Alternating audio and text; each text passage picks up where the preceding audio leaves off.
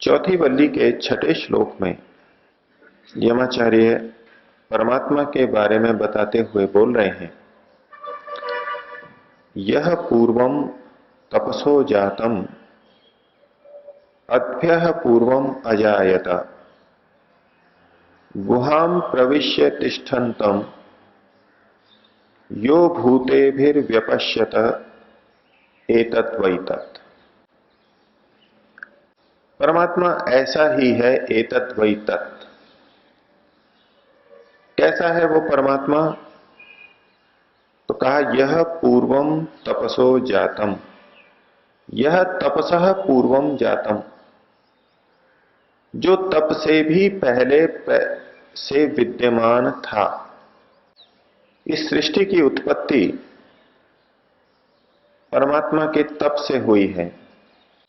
संध्या के मंत्रों में आता है, ऋतम च सत्यम च अभिधा तपसः अजायत। ये जो सारा जगत है और वेद ज्ञान है, ये ज्ञानमय तप से उत्पन्न हुआ है, परमात्मा के ज्ञानमय तप से उत्पन्न हुआ है। तो यमाचार्य कह रहे हैं, जिस तप के कारण ये सृष्टि उत्पन्न हुई, वह परमात्मा इस तप से भी पहले विद्यमान था। परमात्मा की नित्यता को बताने के लिए इस तरह से कथन किया जा रहा है। परमात्मा सदा से विद्यमान था। साधक के लिए परमात्मा की नित्यता का भान, परमात्मा की नित्यता का निश्चय होना एक अनिवार्य तत्व है। तो उसी के प्रयास में यमाचार्य कह रहे हैं, यह तपसः पूर्वम जातम, जो तप से पहले विद्यमान था, प्रकट था। आगे कहा अद्भ्यः पूर्वम अजायत, और जो जल से भी पहले विद्यमान था। इस संसार में जो प्राणी जगत है, चाहे वो मनुष्य हो चाहे पशु पक्षी हो, जलचर हो चाहे नभचर हो या थलचर हो, उनका जीवन पानी से प्रारंभ होता है। यदि पानी जल न हो तो उनका जीवन नहीं चल सकता। और आज के वैज्ञानिक भी एक दृष्टि से जब सृष्टि की व्याख्या करते हैं, सृष्टि उत्पत्ति की जो प्रक्रिया बताते हैं, उसमें भी जब इस भूमि पर जल आया, उसके बाद में ये प्राणी जगत उत्पन्न हुआ। तो जल की उत्पत्ति प्राणी जगत के पहले हुई। तो हम सबका कारण जल है, जल के आधार पर हमारा जीवन चल रहा है। तो परमात्मा के लिए कहा जा रहा है, वो इस जल से भी पहले विद्यमान था। परमात्मा पूर्ववर्ती था, पहले से विद्यमान था, ये हमको निश्चय होना चाहिए। जिस प्रकार हम अन्य प्राणियों की उत्पत्ति जल के बाद में स्वीकारते हैं,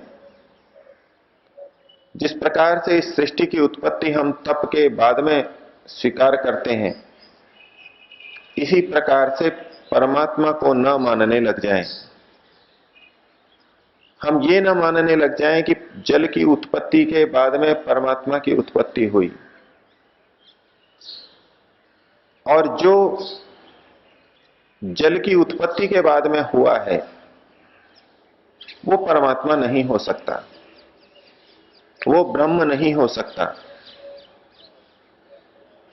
समाज में महापुरुषों को भगवान कहने का प्रचलन, उनको भगवान मानने का प्रचलन पर्याप्त मात्रा में हो गया है। जिन महापुरुषों को हम भगवान कहते हैं, परमात्मा का अवतार कह देते हैं, वो सब जल की उत्पत्ति के बाद में हुए हैं। उनसे पहले जल विद्यमान था, उनसे पहले ये सृष्टि विद्यमान थी, और सृष्टि उत्पन्न हुई उससे पहले तप भी हो चुका था।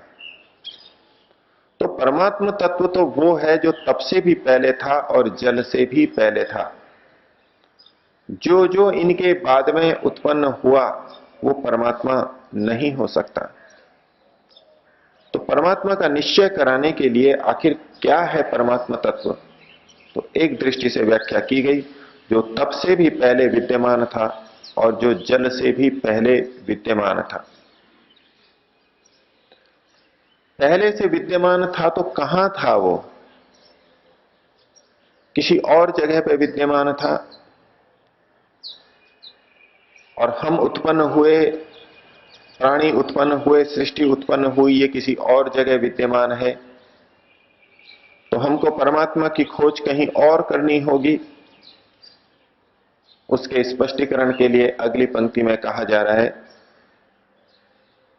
कि गुहाम प्रविश्य तिष्ठन्तम यो भूते भी, यो भूते भी सह गुहाम प्रविश्य तिष्ठन्तम। अन्य प्राणियों के साथ, अन्य भूतों के साथ, प्रकृति के 5 भूतों के साथ और अन्य जीव जगत के साथ में जो विद्यमान है, और गुहाम प्रविश्य तिष्ठन्तम, और गुहा में प्रविष्ट करके जो ठहरा हुआ है, विद्यमान है। परमात्मा इस सृष्टि के पहले विद्यमान था, जल के पहले विद्यमान था,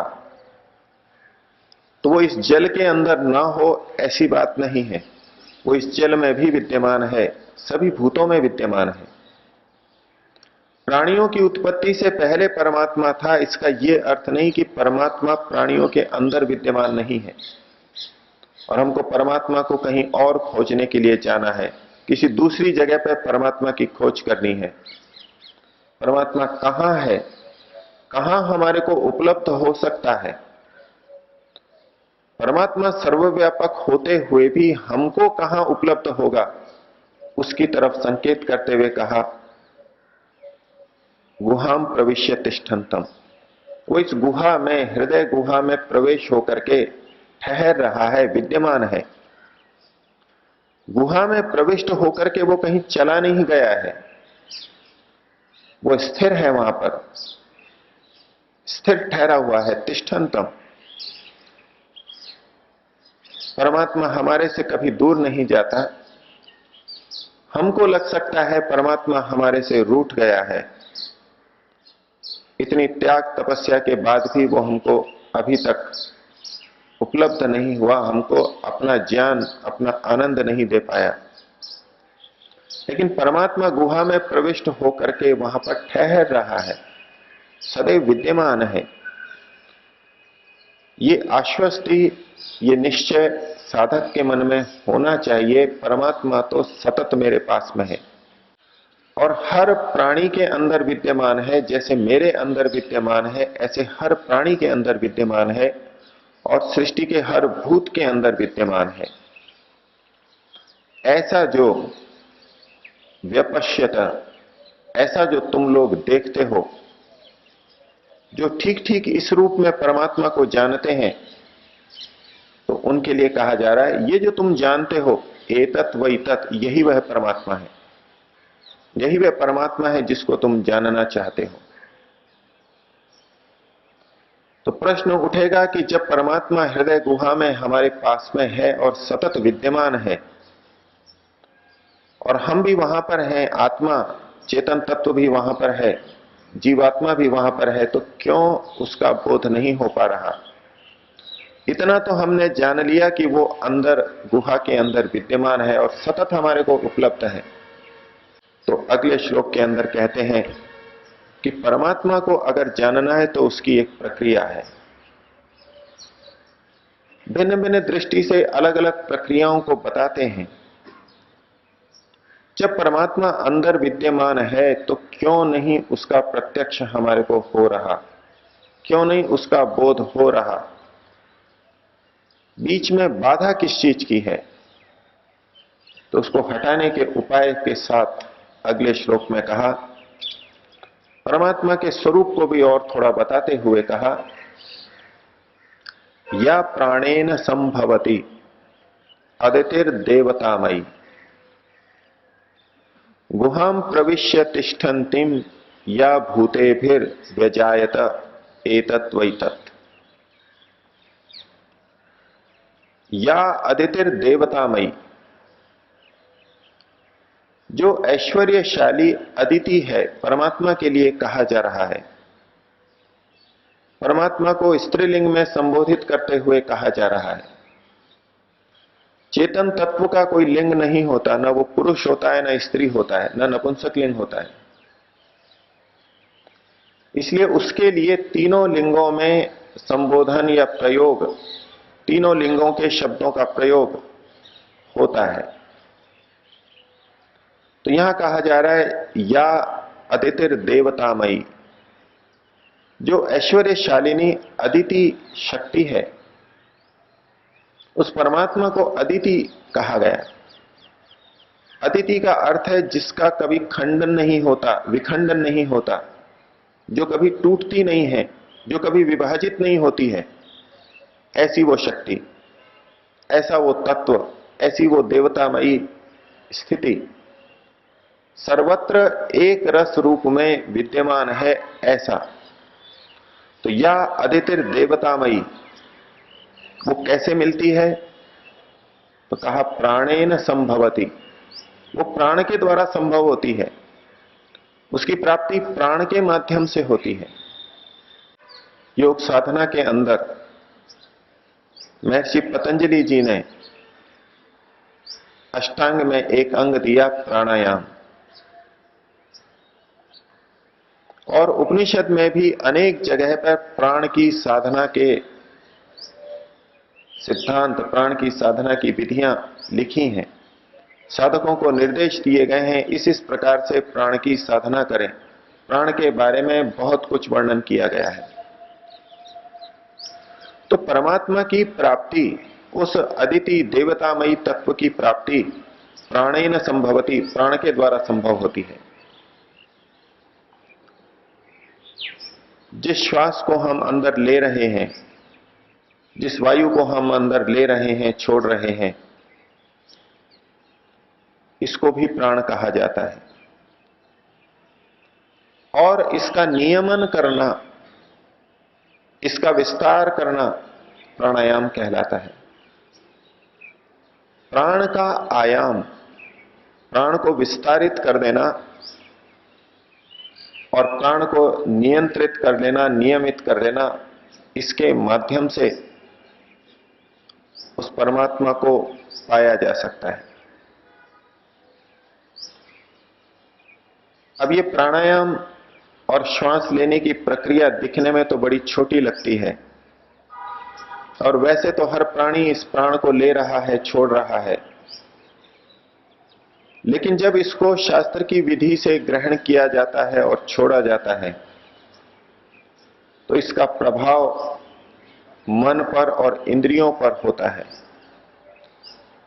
और मन इंद्रियों की वो सामर्थ्य आती है जिससे कि परमात्मा का साक्षात्कार हो सके। इसलिए कहा गया यह जो प्राण के द्वारा प्राणेन संभवती, या प्राणेन संभवती, जो प्राण से संभव होती है। और इस बात का संकेत हमारे को योग दर्शन में भी मिलता है। योग दर्शन में प्राणायाम के लाभ बताते हुए कहा ततः क्षीयते प्रकाशावरणम, इस प्राणायाम के करने से प्रकाश का आवरण क्षीण हो जाता है। प्रकाश यानी ज्ञान, शुद्ध ज्ञान, विवेक, जिससे कि परमात्मा की प्राप्ति होगी। हमारे ऊपर अविवेक का, अज्ञान का आवरण चढ़ा हुआ है। हमको संसार की चीजें ही अधिक हितकर, प्रिय, आकर्षक लगती हैं। हमको परमात्मा आकर्षक, प्रिय नहीं लगता। हमको संसार की तुलना में परमात्मा प्रियतम नहीं लगता। हमको परिजनों की तुलना में परमात्मा अधिक प्रिय नहीं लगता। कारण है हमारा अज्ञान। हमारे ज्ञान के ऊपर आवरण, मलिनता चढ़ी हुई है। और जब तक वो मलिनता है, परमात्मा का साक्षात्कार हमको नहीं हो सकता।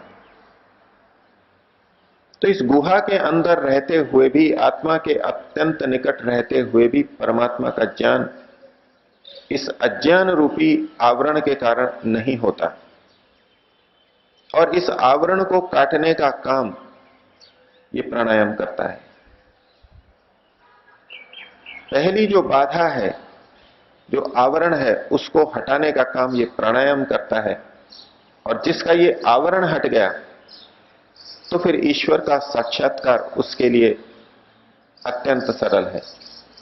इसलिए कहा गया, या प्राणेन संभवती अदितिर देवतामयी, जो अखंड एक रस देवतामयी है, ऐश्वर्यशालिनी ऐश्वर्यशाली तत्व है, वो प्राणेन संभवती, प्राण से संभव है। और फिर यमाचार्य परमात्मा की प्राप्ति के स्थान को जोर देकर के बता रहे हैं। पिछले श्लोक में भी बताया, फिर इस श्लोक में बताते हैं, गुहाम प्रविश्य तिष्ठन्तिम या भूते भी, जो भूतों के साथ इस गुहा में प्रविष्ट होकर के रह रही है, ठहर रही है, वही शक्ति, वही तत्व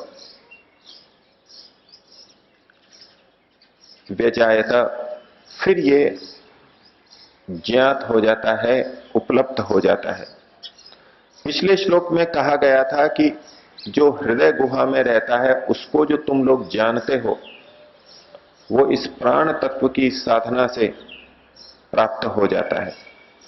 और हृदय गुहा में जिसको प्राप्त किया जाता है, वही एतत् वही तत्, यही वो परमात्मा है। हम दूर दूर जाकर के, जगह जगह भ्रमण करके, विभिन्न तीर्थ स्थलों पर जाकर के ये मान्यता बनाते हैं कि वहां मैंने परमात्मा के दर्शन किए, भगवान के दर्शन किए। यमाचार्य कह रहे हैं कि इधर उधर जाकर के जिनको तुम देखते हो और मान लेते हो कि परमात्मा के दर्शन करके आ रहे हैं, परमात्मा जैसे सूक्ष्म तत्व को पाने के लिए, उसका बोध करने के लिए मन का स्थिर होना, मन का एक स्थान पर टिकना, एक स्थान पर लगना आवश्यक है। जैसे संसार के स्थूल विषयों को तो हम विभिन्न वृत्तियों को उठाते हुए भी जान लेते हैं, कर लेते हैं। यदि हम पैदल चल रहे हैं तो तरह तरह के विचार करते हुए भी चल लेते हैं।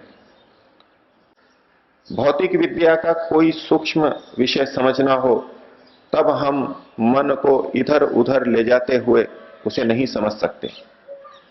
उसके लिए हमको एकाग्र होना पड़ेगा, मन को उसी विषय पर टिकाना होगा। और परमात्मा जैसे सूक्ष्म तत्व को यदि हमें जानना है, तो उसके लिए कितनी अधिक एकाग्रता, धारणा शक्ति की स्थिति आवश्यक है, वो हम कल्पना कर सकते हैं।